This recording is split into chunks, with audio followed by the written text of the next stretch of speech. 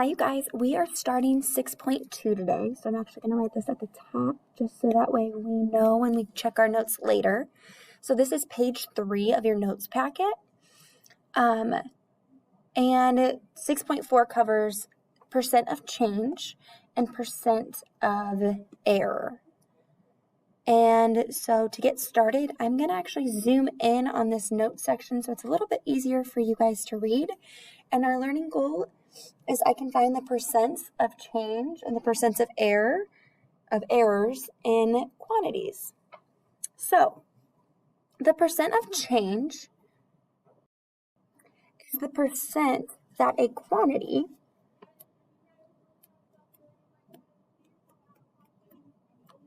changes from the original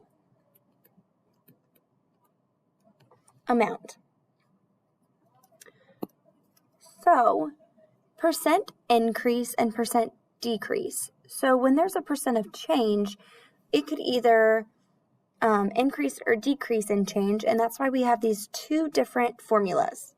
They're actually very similar, and you actually get pretty used to it. However, just know that sometimes we have to increase and sometimes we have to decrease. So sometimes you'll notice that our new goes in front of our original, or our original goes in front of our new. But other than that, it's always divided by the original price, and then we multiply it, or the original amount, sorry, and then we multiply it by 100 because it's a percent, and so we need it to be out of 100. So right now it seems a little bit confusing, and that's okay. Sometimes new things are uncomfortable. But let's take a look at what I mean by original and new. So whenever we have an original amount of something, it's pretty easy to identify. Some of your guys' homework assignments, it'll literally be labeled original and new, and then you just pick your equation. So we need to look and see, is my new bigger or smaller than my original? If my new is bigger than my original, like it is here, it is going to be a percent increase. So I need to use my percent increase formula. So I'm going to do my new minus my old, or my original. You can write either one. And then I divide it by my original times 100. So let's plug in. So my new is 25 minus my original, which is 10, divided by my original, which was 10. And then I'm going to do times 100. So 25 minus 10 is 15 divided by 10. I'm going to do 15 divided by 10, which equals 1.5. So then I need to take 1.5 times 100. And remember, when I multiply by 100, I move my decimal 2 places to the right. And so now that gives me 150%. So this increased by 150%. And if you don't believe me, we have 1.5 times 100. We get 150. All right, so let's do the next example. So we have the original and the new. My original is larger. So whenever your original is bigger, then it's a decrease. So let's actually write that on our notes.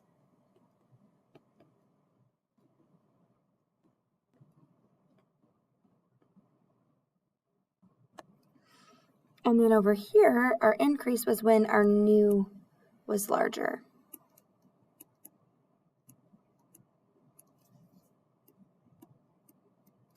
All right, so I'm going to do my original, my 120, minus my new, which is 108, over 120.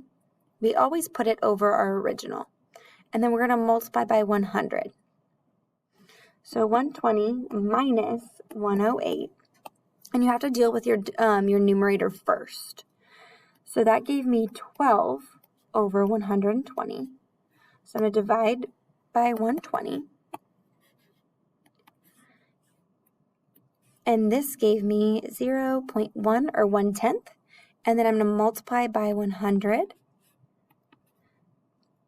And when I do that, I get 10%. So this decreased by 10%.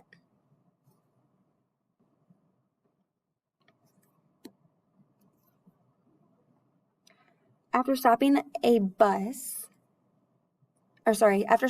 stop, the number of people on the bus changed from 16 to 10 or to 20. What is the percent of change for the number of students on the bus? So it changed from 16 to 20. So now my original was 16 and my new is 20. So 4 people got on the bus. So what is the percent of change for the number of students on the bus? So I increased here. So I'm going to do my new minus my old divided by my old. 20 minus 16 is 4. Divided by 16. 4 divided by 16 is 25 hundredths. I need to turn that into a percent. So I'm going to multiply by 100. And when I do that, it brings my decimal over 2 places. So I have 25%. So I have a 25% increase. Last example, the temperature dropped from 84 to 60. So my original was 84, and my new temp is 60. So now I'm going to have a decrease because I dropped in temperature. So 84 minus 60 divided by my original, which was 84. So 84 minus 60 is 24 over 84. Divide by 84. I can't read that.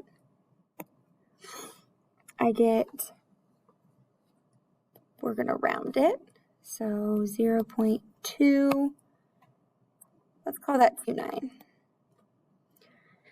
And then I'm going to multiply this by 100.